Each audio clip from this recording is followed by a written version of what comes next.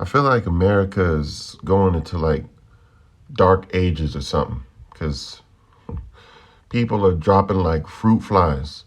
People are dropping like fruit flies. People throwing their life away expeditiously. This man's name is Kevin Monahan, and he lives in upstate New York in like the rural area. And he seen a car pull up and turn into his driveway. What did he do when he saw a car pull up in his driveway? He just started shooting. Yeah, he just started shooting because somebody pulled in his driveway. But then again, he lives in rural New York, so people who live in rural areas, they're not going to ask you questions on their Ring camera. They just gonna start bussing because if they didn't invite you to their house and you come over at nighttime, what are you there to do? What are you there to do? They're thinking if you are uninvited, you come to do harm. And if you come to do harm, you come to get killed. So, I don't know if this dude's the bad guy or what.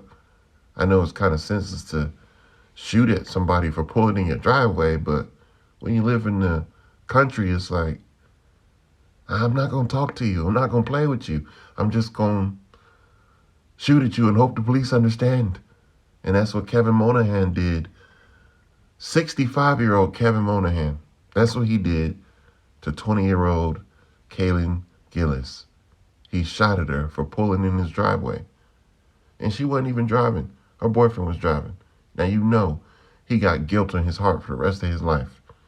He made a wrong turn and his girl got sprayed for him making a wrong turn. They were trying to look for a party. And he made a wrong turn and his girlfriend got gunned down just for that. You know that moment is replaying over and over again in his head, right? You know he can't sleep.